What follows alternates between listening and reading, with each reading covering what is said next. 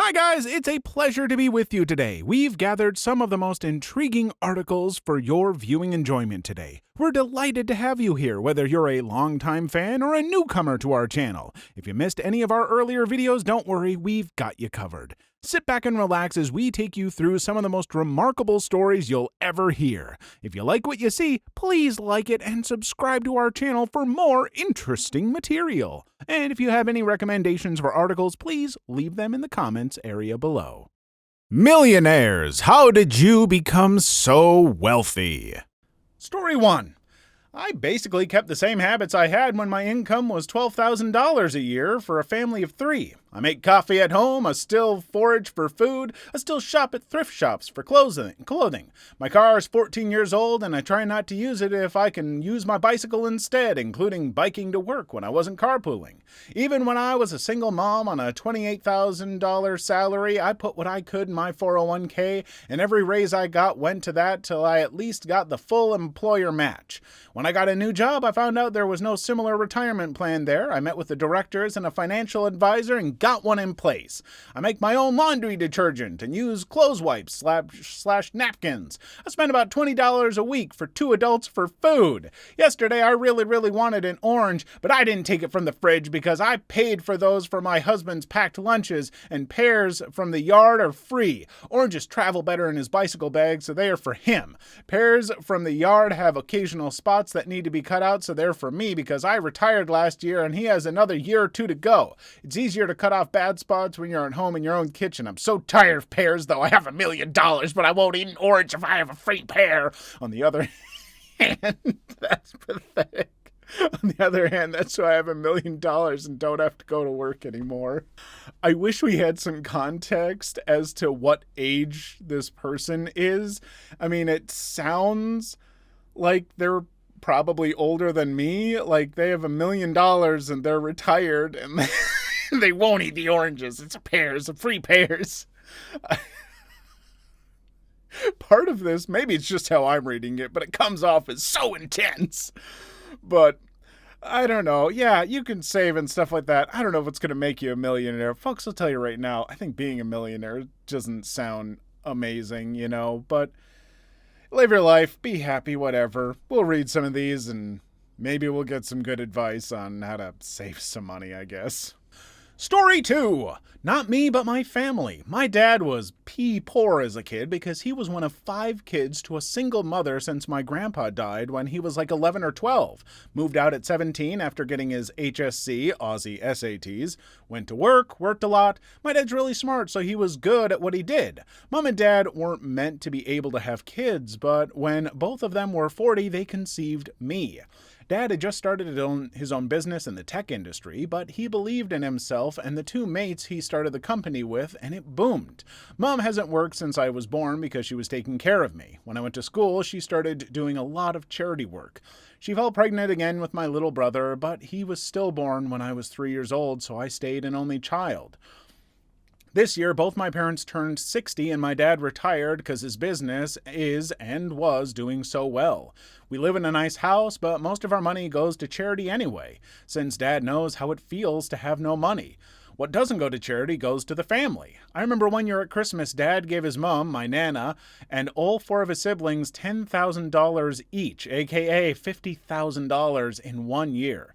I never asked for money. I got a job legally as soon as I could, 14 and 9 months, and I've worked ever since while attending school. I think my dad gave me good work ethics. They never spoiled me even though they could have. I'm 21 now, I still live at home, uni, and just started my first full-time job, but I plan to move out when I find a place I can take my dog with me.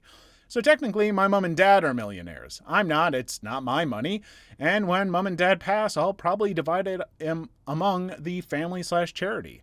Going to a private high school taught me money doesn't buy you happiness, so I don't have any interest in keeping more than enough to be comfortable. I wouldn't have even thought about inheritance, but I was forced to because my dad had 2 heart attacks this year, and his dad's dad both died of heart attacks in their 30s. Not that anyone cares, but he's doing way better now. A few stints in and a lot of rehabilitation, and he's almost back to normal. Here you go. I think this might be probably one of the more down-to-earth and, good advice replies that we're bound to see in this entire video. And it's, have what you need to be comfortable and, make sure that your loved ones are kind of taken care of. And then you don't need a ton more. You can still be really happy. And it sounds like, these folks are proof of that. So I think that's awesome. Story 3. In my 20s, I was a computer programmer just as the web started exploding in popularity. I could wire up websites and databases back when internet technologies were new and tooling was still primitive.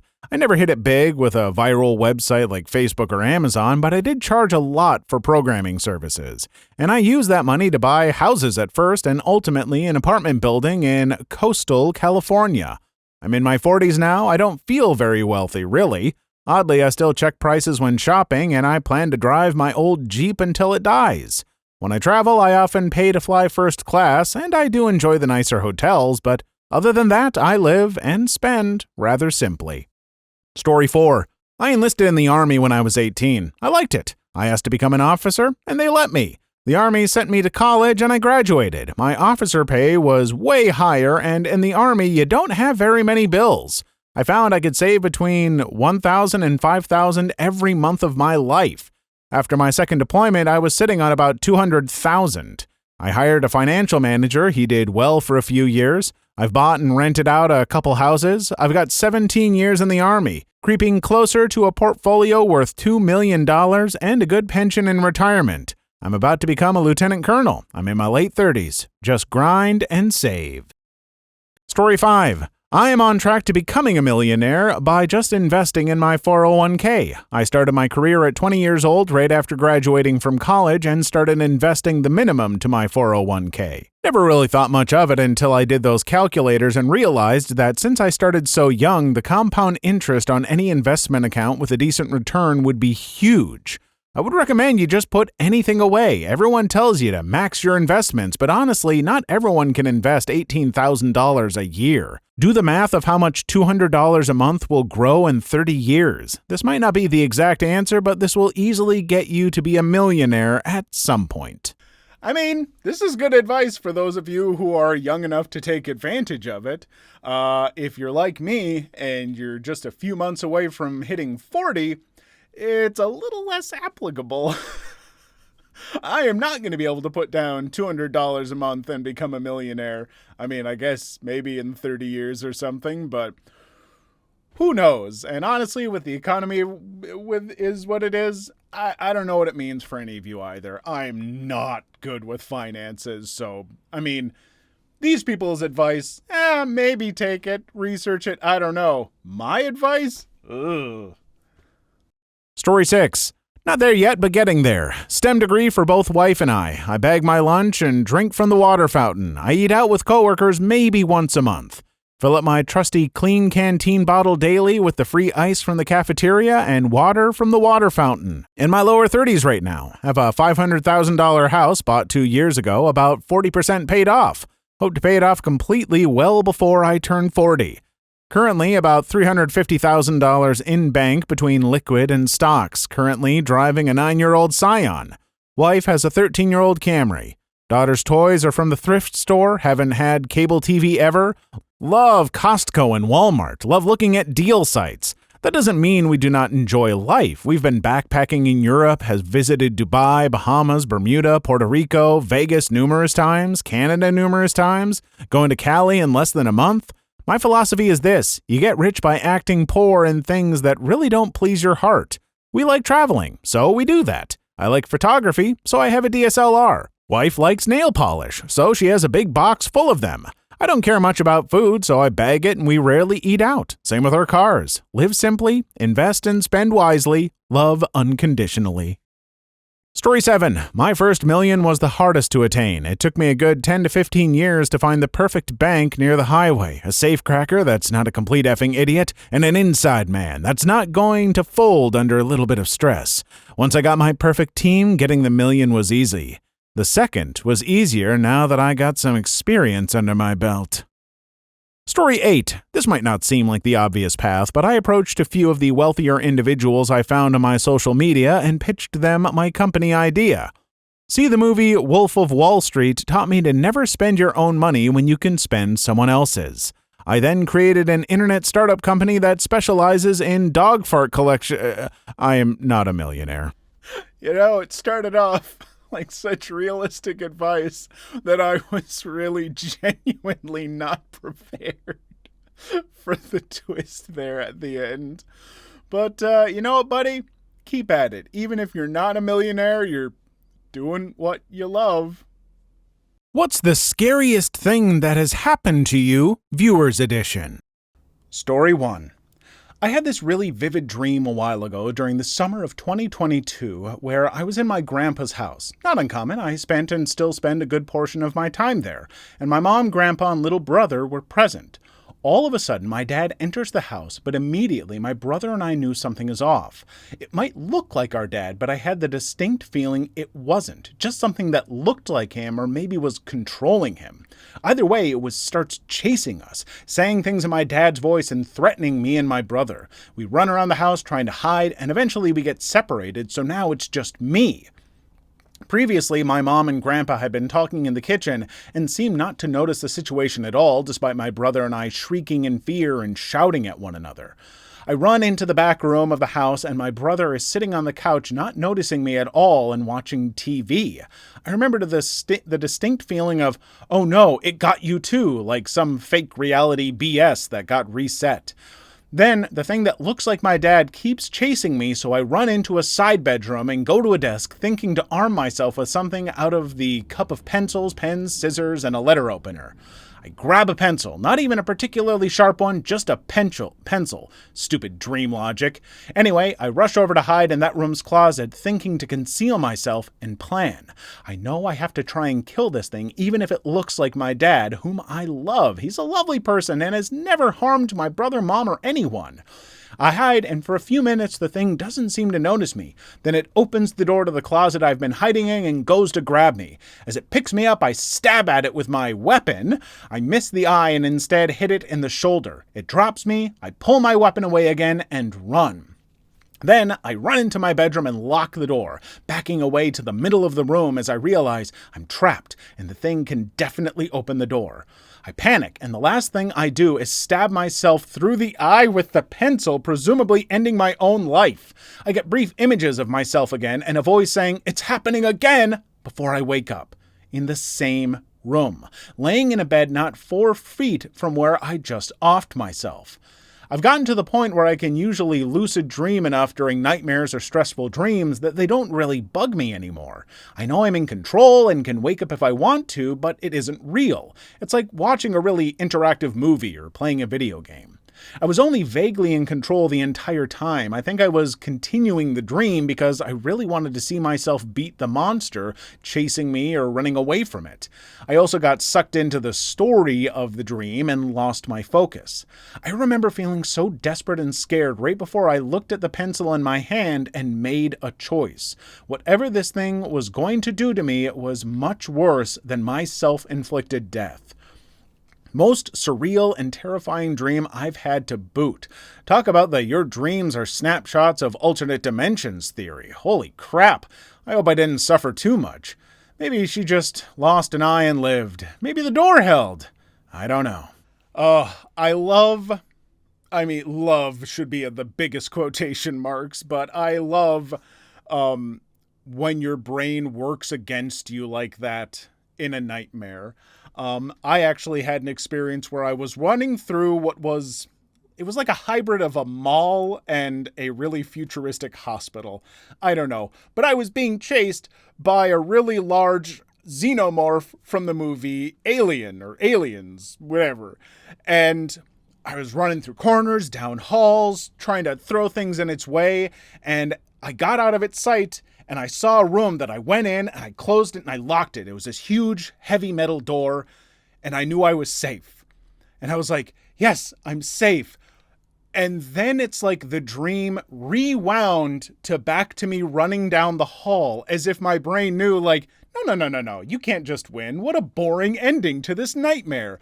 And so I'm suddenly running down the hall again. I see the door, and I'm like, I hide in there. So I got in the door, locked it, And now suddenly the ceiling has this huge vent in it that wasn't there before. And I remember looking at it and thinking, oh, that's how it gets in and gets me. And then it crashes through and I woke up like screaming.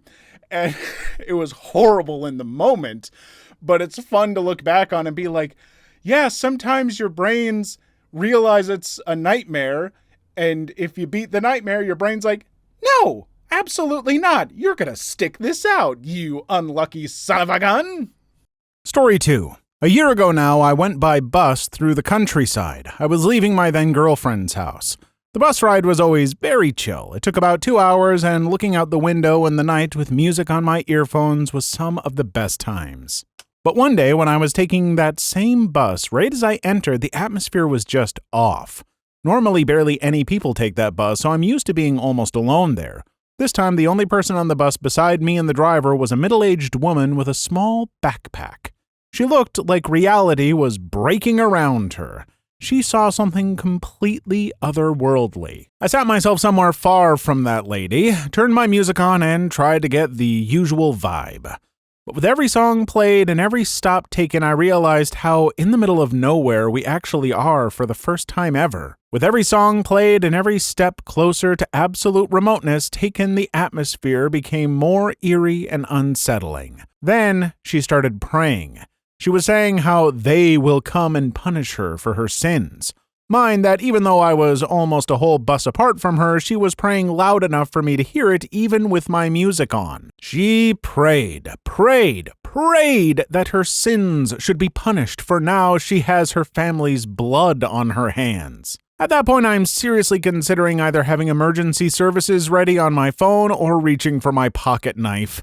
Her prayers became louder and louder, and 1 second she just stops, completely, like as if she saw something in the utter darkness outside. We entered a very deep forest, in the middle of which was a bus stop in what seems to be the most remote place in the country. The bus stops to a halt. Only a dim flashing streetlight illuminates the little bench with the bus stop sign.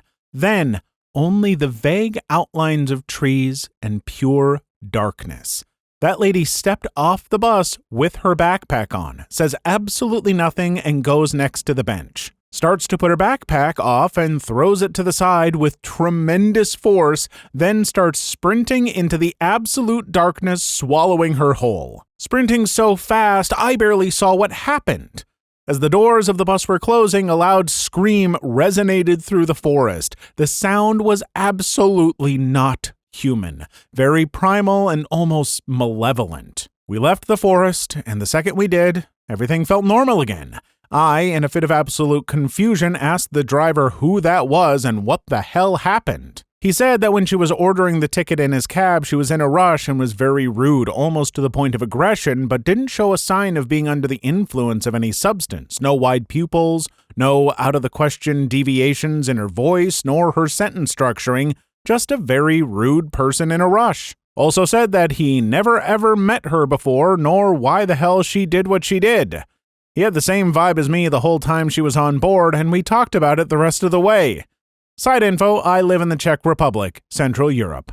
What you have described sounds like the perfect prologue to some kind of horror novel where you need to explore what's going on in these woods or something like that, because I'm captivated. I really, really do want to know more, but also that would freak me out and give me nightmares for so long if I was in your shoes.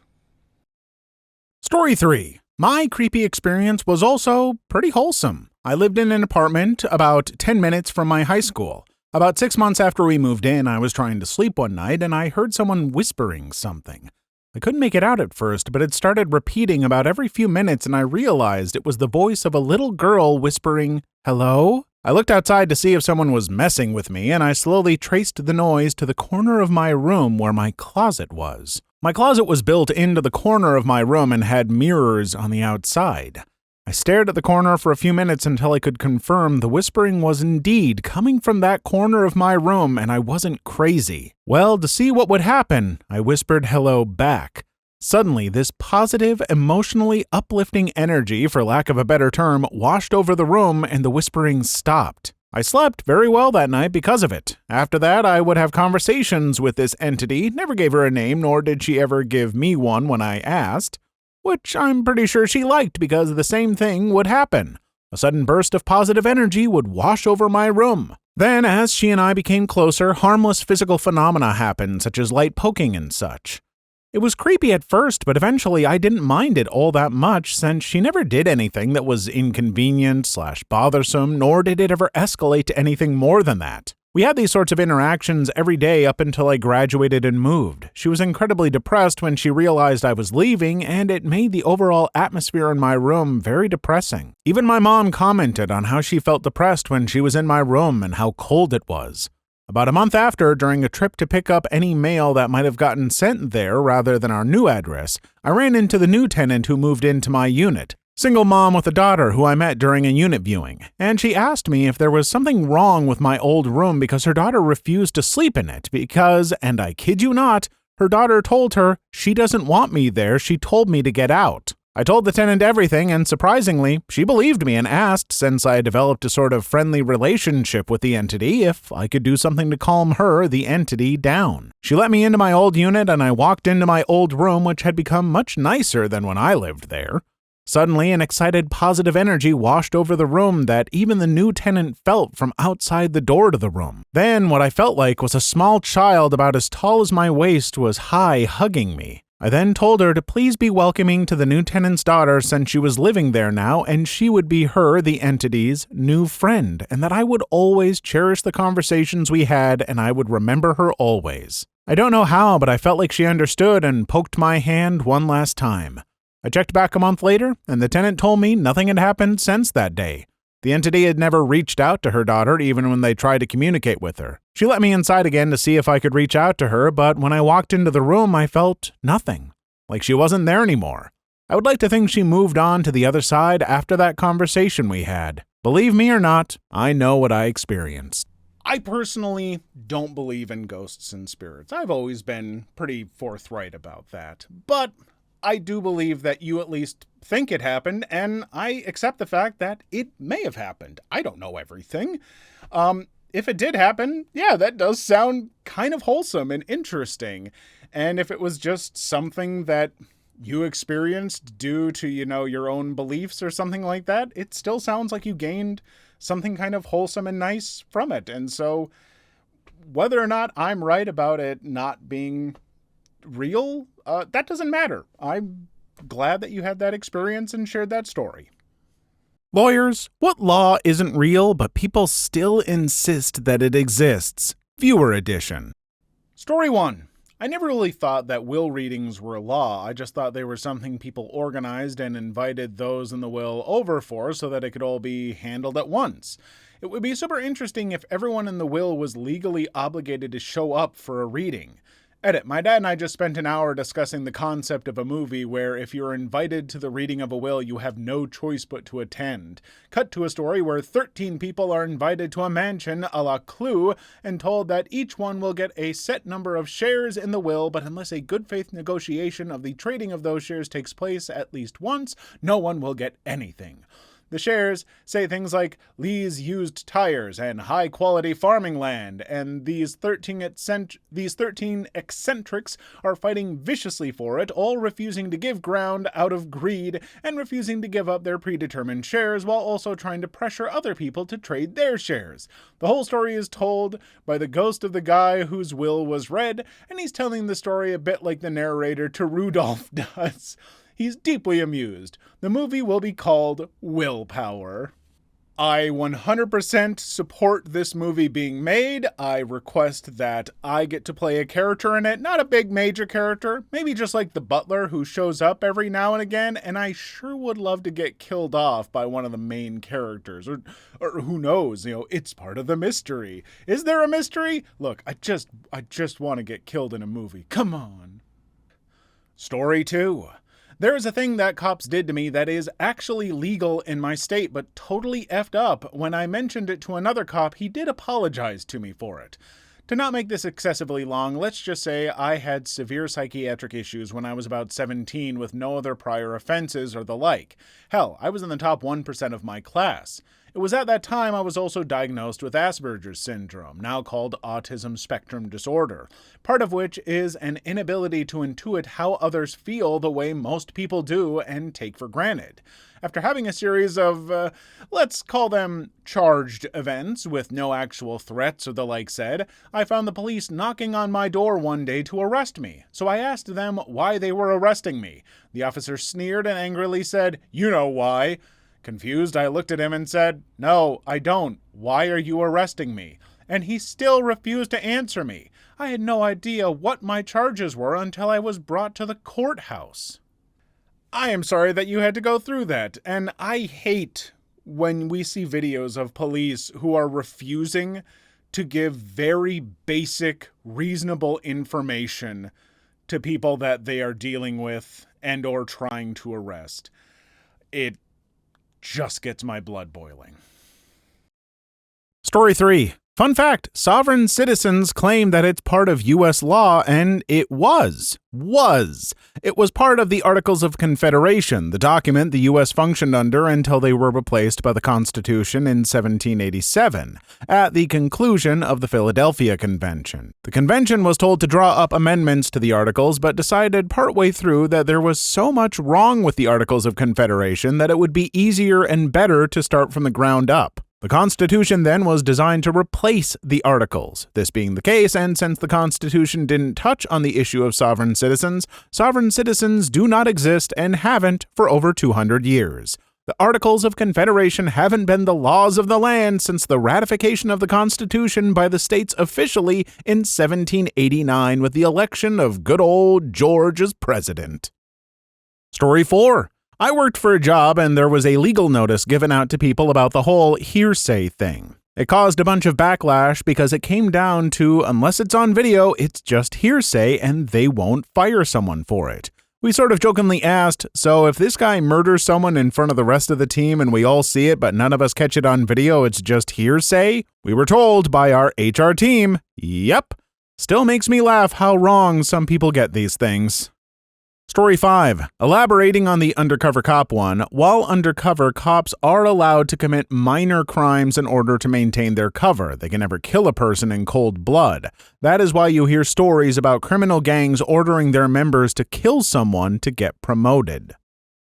Story 6. In Spain, if you're the accused, you're allowed to tell all the lies you want. Hell, you're going to get thrown in jail if the judge says you're guilty. It probably won't help you, but you're allowed.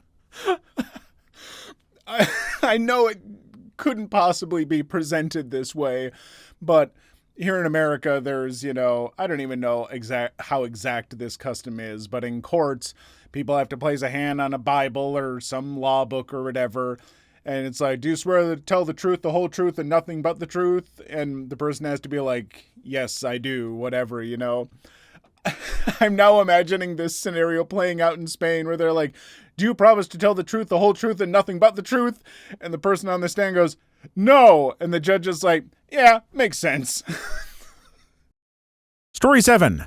Being one who works as a front desk receptionist for a small law office composed of 3 different smaller law firms that all kind of do their own thing, but I often help all 3 out and not just the main one, I've gotten the chance to hear a lot of stuff involving misconceptions when it comes to the law. The most recent one was the reading of the will, which I didn't even know about and didn't even realize that was a thing, lol. But as I'm often the notary/witness with signings, I get to hear how things work. Very helpful in the future, even if/when I get a different job. I quite enjoyed this video. Story 8. One thing that drove me crazy was possession is 9/10 of the law. Usually this was argued by classmates at lunch or recess when disputing whether someone would get in trouble for defacing something. I still occasionally hear it sometimes. To this day, I have no idea what that expression even means. Story 9. Years and years ago, a man my father worked with got entrapped by being an in-between drug mule for one undercover cop to another undercover cop. He had never done anything like it before. He got approached by the cop to deliver stuff to another cop. Story 10. One thing I learned about the overhead light not being illegal, if you get into an accident and claim that the overhead light distracted you, you could be charged with distracted driving. It certainly distracts me and messes with my eye adjustment, so in that case, it is technically illegal. Story 11. Not a lawyer, but I've worked in healthcare in various positions. A lot of people have no clue what HIPAA is. Had a patient once come in and say that it was a HIPAA violation to ask if they had been vaccinated. HIPAA doesn't have any rules that prevents a healthcare practitioner from asking questions about health history. And frankly, if you want to be sure that you get proper healthcare, you're going to want to be as clear as possible about your health history so your practitioner is better informed and can make better diagnostic and treatment choices. Yeah, HIPAA stuff. I had training in a medical field back when I was a certified nursing assistant. And yeah, it's kind of amazing how much people misunderstand something that's, for the most part, pretty straightforward. But you know what? You give people a kind of basic rule and they're going to screw it up. Who's the worst attention seeker you've seen? Viewer edition. Story 1. 4th grade at recess. A group of us were playing freeze tag. I tripped when I went to tag a girl and accidentally palmed her neck. Fast forward to later in class and I get called down to the principal's office and was told I was being suspended for 3 days for grabbing her chest. I tried to explain my side, but they believed her because of how distraught she was. Later that night, my parents were talking to me about what happened when we get a call from a mom of a student that was in the girl's class. She tells us her daughter came home distraught because I was wrongfully suspended. Apparently, the girls whose neck I palmed had gone back to class and started laughing to everyone about how she got me suspended. Now I'm 28, and last I heard, she's in and out of rehab/prison. Well, at least in terms of the story, that escalated very quickly. Granted, it was, 20 years for your time, so not that quickly, but I'm not necessarily happy to hear about that, but that's a crappy thing to do to accuse someone of, and I am sorry that you had to go through that, because that is, it's just gross when people do stuff like that. Even at 4th grade, that's old enough to know that you're gonna kind of not ruin someone's life, but make them a pariah for a bit saying stuff like that. Just not cool. Story 2.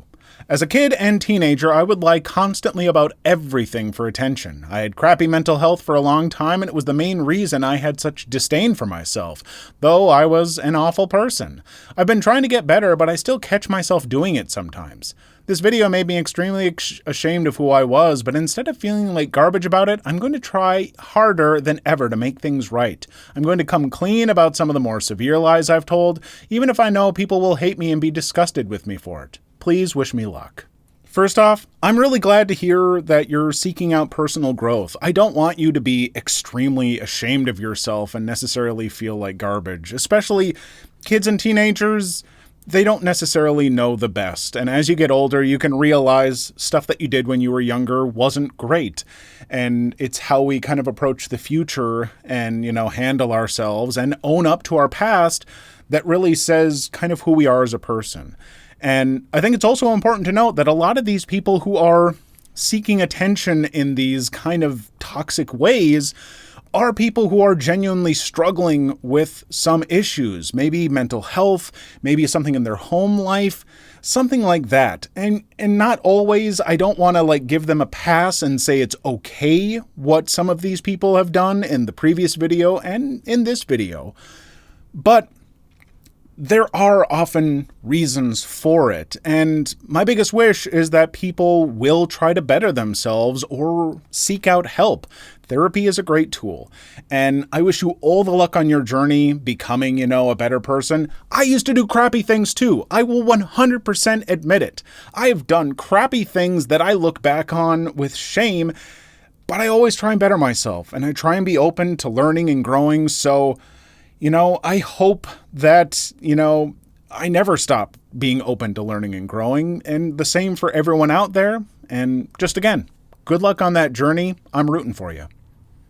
Story 3. A week after I was in the ER for ideation of taking my own life, one of my bullies decided to tell the principal and school cop I had threatened to kill her instead. My parents played right into her hands, choosing to believe a complete stranger over their own daughter. They were both in the ER with when it happened. Still the single most selfish act I've ever seen. Story 4. My first girlfriend, met through chat rooms and never met in person, threatened to kill herself when I wanted to leave her. The relationship wasn't really healthy to maintain. She sent me a photo of her in the bath with her arm cut as if she was trying to kill herself. The cut was real. I was around 14 or 15 at the time.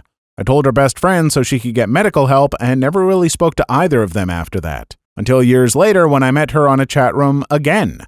We didn't recognize each other's usernames, and she was really interested in speaking to me. When I realized who she was, I identified myself. She went complete cold shoulder and told me that I had ruined her life. Bullet dodged. I'll say, folks, don't take threats of, if people threaten to take their own life if you leave them or stuff like that. Even if you're pretty sure that they're just bluffing and manipulating you, and oftentimes people like that are, you should always try and take it seriously. Call parents, call, medical professionals or police or whatever to make sure that person doesn't hurt themselves if you can. But, just wanted to throw that in there. Story 5. I knew a girl who would make drama about her. If the drama got too much, she'd stay home for days, refuse to go to school, say a boy was making advances on her. No, she was the one making the advances, but would freak if a boy said he wanted to sleep with her, and then come back to school saying how her mom was dying, and that's why she made one issue she caused into the drama for that week. Note, her mom was ill, not dying, but I heard her mom did die several years after we stopped being friends. I felt bad for her until she used her mom's death to excuse her poor behavior, cheating on her boyfriends, failing her classes, which she'd also say boys were too hot for her to focus in class, causing rifts with her family, and the friends she still has fighting amongst those who finally realize she's Class A narcissistic Karen. Oh, and she was the one to get a very expensive car at just 14, even though she couldn't drive. She still can't drive, and she never got her permit, even though she's like 19. She doesn't have a medical reason as to why she can't drive, unlike me. All my friends are her former friends who finally learned her true colors, or friends of those friends who were betrayed like me when she got tired of us. I feel bad for her. She has no direction. A boyfriend who was in his 20s when she began to date him as a minor. I have no idea why her family allowed her to date someone who was nowhere close to her age when she began to date him, and would use "my mom died" excuse the second anyone tried to discipline her or would question her. But at least her boyfriend and her are happy after 3 to 4 years together, or at least from what I can tell. She could be cheating for all I know, knowing her past history, getting the thrill of breaking boys' hearts, as she'd like to put it. Story 6. This one girl crashed into another car, killing 2 people. She then tried to make the story about her and laughed at it. She thought she was so cute and so quirky for killing 2 people in an accident. Edit. She ended up going to jail after being caught with drugs. Not for the accident, I don't think. Story 7. Girl in high school who I barely knew lied so much that nobody ever believed her. Said she could play instruments, yet never had any with her despite many students carrying theirs to practice. Said she had a boyfriend who went to another school, then they suddenly broke up when people started prying. Tried to fight my friend while we were in class over art skills, yet scampered off when I got up to confront her only to have another friend stop me. This is also the same girl that stalked my boyfriend for a bit, all because she learned he could play guitar. Yeah, it's not the best behavior, but stuff like this can also become this repeating cycle for folks where they're trying to seek out this attention, and it gets them a little bit of attention, but then people kind of realize they were doing it for attention and ignore them, so they start doing more to get more attention. And it, like I said before in the comment that was super long, this can come from other problems, trauma, home life, stuff like that. So I do hope they get help, but yeah, it's not great. And in the moment, I don't want to excuse what they're doing. So I hope the person is in a better place in their life now. Story 8. This recently happened in my school. There's this black girl who accused a few people in my class of bullying her for being black. You see, that girl with her friends and those few people had a WhatsApp group, and some kind of drama started going on there, but the thing was kept secret until one day. That day, crap got real, and the girl and one guy from that group were arguing. Then suddenly she stormed out of the classroom, and we never saw her for the rest of the day. The teacher we had at that period tried to calm things down, but it was impossible as everyone was arguing about the situation. Then one of that girl's friends stands up and started screaming bloody murder about how she faints and has anxiety attacks due to our bullying against her. How we're bad people and doesn't understand her situation. That same girl then jumps to the guy I mentioned before and tries to beat him up for no reason at all. It took 3 teachers to get her away from him. The guy didn't try to defend himself nor touch her at any moment. A few minutes later, the principal comes to our class and tells us how immature and racist we are and how we should be ashamed of ourselves, and we couldn't even tell our version that day. The next few days, nothing changed. We were still the horrible, racist, and spoiled brats that bullied some poor, innocent girl. Those 2 girls didn't get suspended, nor did they face any consequences or repercussions at all, and now they laugh at how crazy and funny that day was. The most disgusting attention seeker I've ever met in my life. Pure evil. Edit. The girl that tried to beat up that one guy got suspended, so at least something good came out of it. What was the incident at your school? Viewer edition. Hey folks, Mr. Fax here letting you know that this video contains a number of content warnings for this material on screen right here. And so if you do find yourself uncomfortable with that material, you may want to skip this video or watch with caution. Story 1. I'm so sorry that it's extremely dark, but this is the incident. I was at a special needs school at the time, and being a parent of a special needs child can often be insanely stressful. I don't know how my parents have lasted this long, but I know a family that wasn't so lucky. My family knew them for many years before the day happened. We were especially very close to our mother, and she helped all the mums at the school with anything that they needed. My mother would speak to her on almost daily basis. But the dads didn't have such a thing, and eventually the worst happened. The dad thought he couldn't go on, and he built a gas chamber in his house and switched it on overnight, killing everyone inside. Nobody knew until the next morning when the school noticed they weren't there and nobody answered at home, so they came and saw it all. School was never the same. We were in mourning for over a year, and it became national news with all the media going crazy. There were flowers put up at their home and at the school, and they became legends. The whole community came together for them. The kids were really talented artists, and the art room was named after them. And there's a little bench named after them that we still sit down on and remember whenever we come past the school.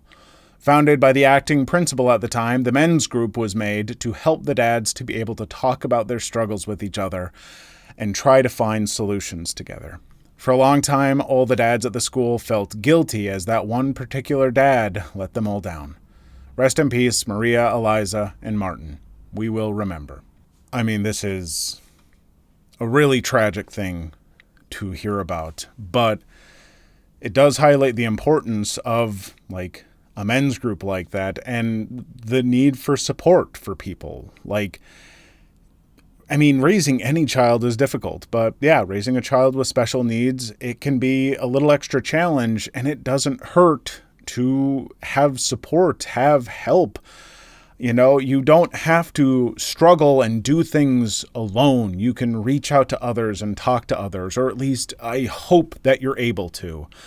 If you don't have a men's group and you're struggling with something, or a women's group or whatever, it doesn't have to be men's.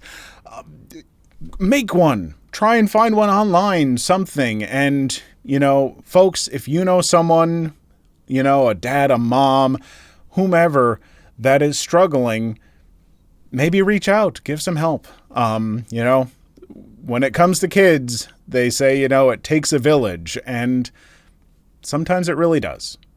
Story 2. There was a girl from my school who ended up wrapping her car around a tree and died. She was a genuinely good person who treated everyone with kindness and compassion. Just remember to drive carefully on icy or wet roads. Getting home 10 minutes late is better than never getting home at all. Story 3. A group of ducks broke into the school. I wasn't in the school at the time, but a teacher told me about this. The school had a full lockdown. Lasted 2 hours. The ducks eventually got out. Everybody started crying from so much laughter. Can I just say, I know that this video is going to have some downers. Incidents at school are oftentimes pretty tragic. And so, story 3, thank you for a little bit of strange levity of thinking about the day that ducks swarmed a school. I think we all can appreciate that. Story 4. Girl at the school jumped in front of a train. She was from the same year as us, but a different class. It was surreal.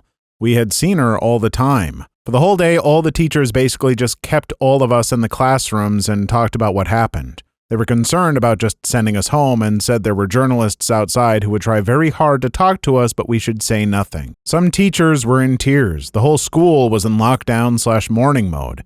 It was a very silent day, except that one chemistry teacher in her first year at the job. She had an unannounced exam planned for today, and by God, she wasn't going to let this get in the way. We all knew how hard this teacher was to argue with, and we didn't have the focus or energy. School never felt more meaningless. We all did terribly at the test. Same teacher also once had me and my friends come in on a Saturday for detention. She said someone snitched on us, and we knew full well what this was about. We didn't. Not even a guess. We were boring kids. This was the only detention we ever got, and she refused to tell us what it was for, just kept saying we knew. This teacher taught me the most valuable lesson in school. Always stand up to bullies, no matter their authority. They'll punish you anyway, so at least earn it. I should have walked right out and shown that test to every journalist out there and told them her name. What is wrong with someone like that? Like, folks, I know you feel like you've got a job to do. You're a teacher. Your job is to teach, but they're human beings. They're people who have emotions and just lost someone, and very likely the majority of them have never had to deal with loss like that. You have to be reasonable about those kind of things. There are more important things than your test. You have to be able to have compassion. Being a teacher is not just present information, test on information. It's connecting with students and socializing and all that. And that is just a failure on those parts. And I hope it's something that this teacher was talked to about and hopefully has learned from. Story 5. In my school, a girl was expelled. A teacher had found her OnlyFans account, not knowing she was in our school, subscribed to it, and then ran into her. Currently, the police are in our school. The student are accusing a teacher of being a registered S offender. They have a photo of someone that looks a bit similar that is a registered offender, but kids are saying it's him. Story 6. This actually happened yesterday. These two girls thought it would be funny to do the Skull Breaker challenge.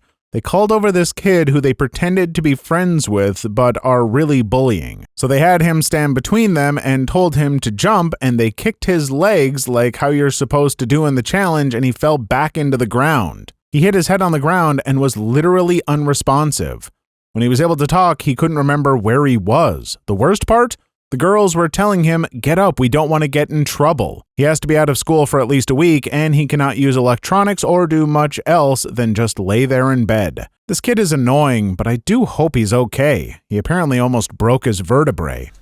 Okay, I've never heard of the Skull Breaker challenge, which sounds very, very stupid. Don't do something like that, and especially don't do it to someone who doesn't know about it, who can't, protect himself or something. That's, there are challenges that are kind of interesting, and I know you want to be part of the social zeitgeist and stuff, but this is maybe one to pass on.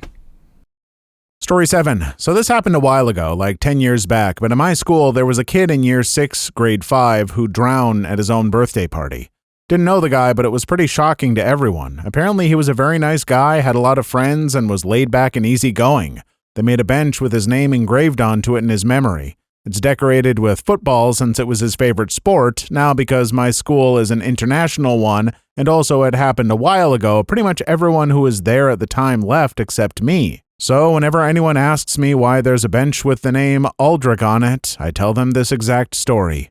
Shame no one really remembers him there. Rest in peace, Aldrich. Story 8. I've got one. I once saw a girl with her friends get pulled a knife on by a super creepy boy. The boy had been stalking her all 2 years they went to the same school, and he made a blood oath to her by cutting his hand with a pocket knife.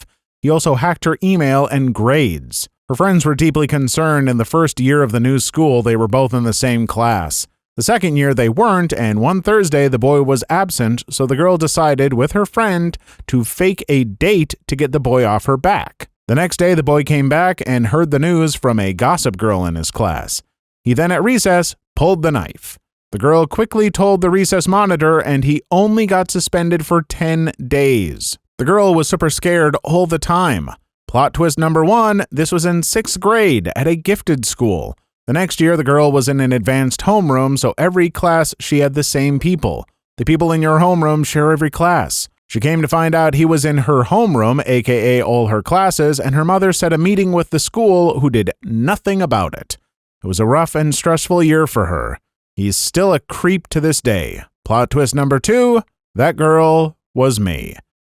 Story 9. This was the incident that got me kinda moved out of art class. I was a quiet individual back in 6th grade, only talked to a few people, but I was super quiet, didn't care much for anyone, nor did I want to be in any social group. So anyway, this girl was trying to start stuff with me, tried to get me to fight her. She kept throwing stuff at me and making fun of my acne problem. I didn't retaliate, I just told her, "You're not worth crap." And she proceeded to throw even more paper balls at me while I'm painting in peace. Then I got really annoyed and told her, "Feeling froggy jump," and so she got up and spit on me and my painting. She got written up, but her friends tried to pin the mess on me, saying I threatened her. The thing was, I was in a desk in the very back of the room, so got written up for threats and parents were called, told my mom what happened, and got moved out. Now I was known as the quiet coward. Really annoyed that the teacher believed her even though she knew I wasn't a very bad kid or violent. Can I say, at the very least, don't let that weigh around your neck too much. I feel like people can have a reputation in 6th grade, and by 7th or 8th grade, things can be forgotten. But it does suck because this other person that's messing with you, like, just sounds awful. And that situation was not handled well, and I hope things are going better for you now, you know? Shake that reputation, do and be whatever you want that isn't harmful to others, and, you know, life will get a lot better. 6th grade is not a high point for anyone, but I am sorry for what you've had to go through. Anyone who won a lifetime supply of something, what is it? Viewer edition. Story 1. My dad saved a drowning child at an aqua park and turned out to be a relative of the owner, far related, but still. The owner was so grateful that he wanted to make him a free-for-life entrance to the park. My dad, knowing already he won't be around for much longer, asked to make it on my name. I was 6 at the time and had free entrance anyways. But here I am, a 27 young adult, bringing my children to that park each summer for free. Being friends with that owner's son, who is the current owner, and having one of the best presents left after my dad passed away. I only learnt about this story when he passed away when I was 8. I love my pa. That is probably going to be the most heartwarming story that we see in this whole thing. I mean, there'll be a lot of nice ones, I'm sure, but that's really sweet that, you know, A, your dad was able to help save a kid and everything, and B, that, you know, has led to not only you having free access to this cool park, but becoming friends with that person too. That's great. Story 2. I once won a year's supply of free small original sandwiches from Schlotsky's for being one of the first 100 customers when a new location opened. It came in the form of a card that I could show to the cashier and they would just deduct the cost of the sandwich manually. It allowed me to get one sandwich per week and it only worked at that specific location. After a couple months, I got super sick of the original sandwiches, but the cashiers were always nice enough to let me get any kind of sandwich after that. Before the year was up, I ended up moving out of state, and since the card only worked at that one location, I gave my card to a friend so they could use it for the last few months. I'm not familiar with whatever that location is, but you have described my dream, which is to have a delicious place that does sandwiches. Give me free sandwiches, because sandwiches are the greatest food in the world. And I don't care if I'd have to travel half an hour every week to get that free sandwich. I would do it, by golly. Someone give me free sandwiches. Story 3. A teacher at my old school won a lifetime supply of pencils in the 70s. The contract said to do with as you please and sent upon request. They just stopped shipping in the early 2000s. He requested more and they responded something like, "We consider our part of the deal fulfilled." He contacted a lawyer that contacted them and they decided it was probably a good idea to honor the deal. Someone over there decided that if we send a pallet of pencils, he will stop requesting more. Well, teachers started handing out pencils left, right, and center, donated half the pallet to the school, and sold the rest to a local store. Took about 4 months before he requested more. They started to send 10 packs at a time. Story 4. I won a lifetime gym membership and judo wrestling session when I was 7. When I turned 14, my judo coach died and the judo classes turned into a jiu-jitsu class. My lifetime prize was honored by my jiu-jitsu coach to this day.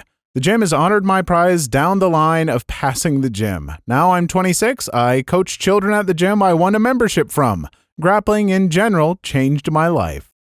Story 5. So I won the best picture in a photography contest. My mom took a picture of baby me, and I won a lifetime supply of photos. Anytime my family goes to take a picture, we show them a card and they honor it. 17 years later, they still honor it. Initially I was going to say, wow, what use is it being able to print off photos when all the photos these days are, digital and just on the computer?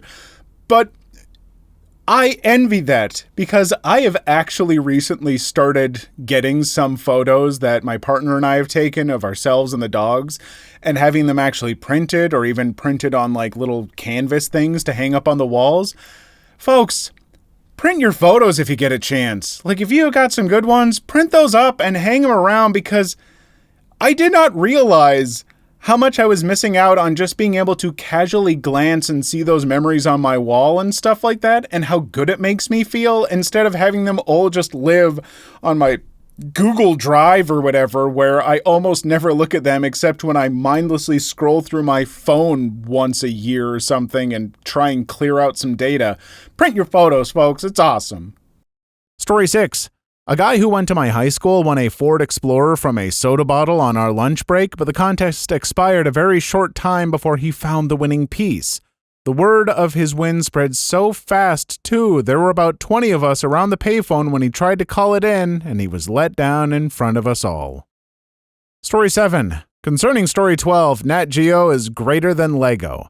A lifetime Nat Geo subscription costs several $100s. I think it's up to $900 now. Until several years ago, their annual subscription renewal price was $12. Yeah, $1 per issue.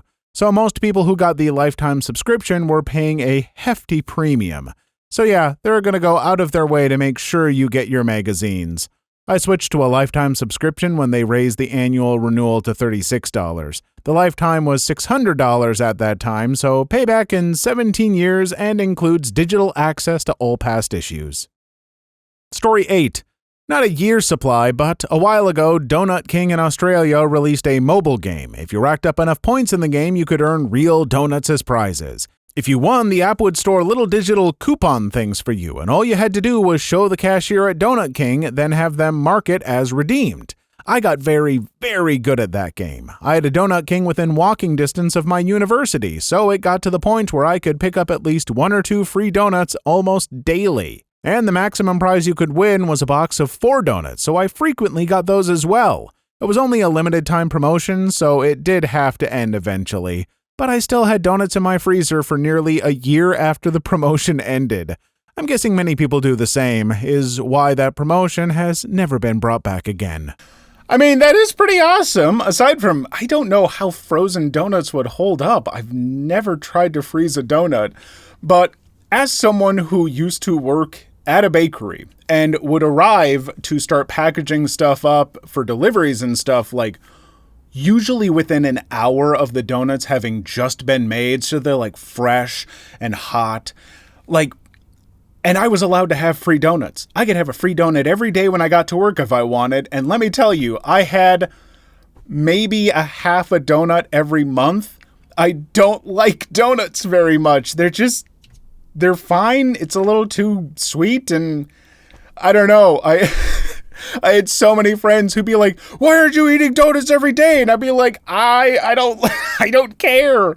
I will say I did care if I got there while the cake donuts were still being fried, because a cold room temperature cake donut, meh, I don't care. Who gives a darn? Dip it in coffee? Bleh, whatever. A fresh cake donut where you crack it open and it's still steaming from the fryer heat tastes like heaven. If you have a chance to get one, get one. Story 9. A church in my hometown had an Easter event for kids when I was a small child. I don't really remember anything other than there being a table full of jars full of candy. You have to guess the amount of candy inside in order to win.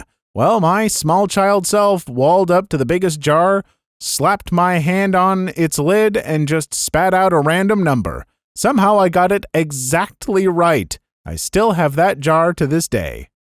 Story 10. A few years ago, there was a part work series being published related to Doctor Who.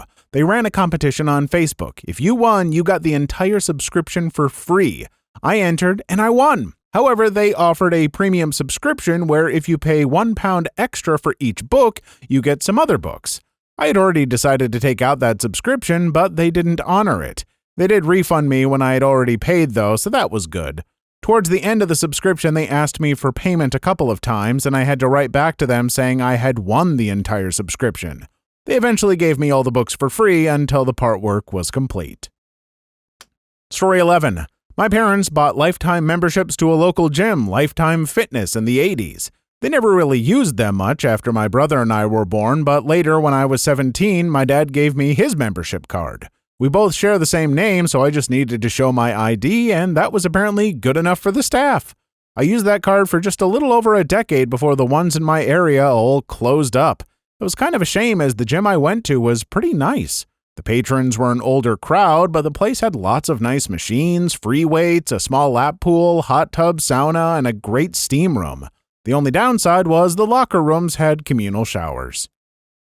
Story 12. Sort of similar, but not really. My local restaurant did a competition where you had to look for cowbells around the town and turn them in. I found one and was pumped. The winner could make their own pizza with the chef, who I knew well, and it could be added to the menu. My plan was to make a dessert pizza, but I never got to do it. Still have the cowbell proudly on display in my room to this day. Why cowbells? What a strange thing to be able to find. And if the prize was that you got to make a pizza with the chef and you didn't get to do it, that was a pretty bad contest. Did you need more than one cowbell? Did you have a fever? And the only prescription... I'm doing a terrible Christopher Walken. I can do better. The camera makes me shy. More cowbell? Please leave your story in the comments. I would love to make a video on them in the future. Also, don't forget to like and subscribe.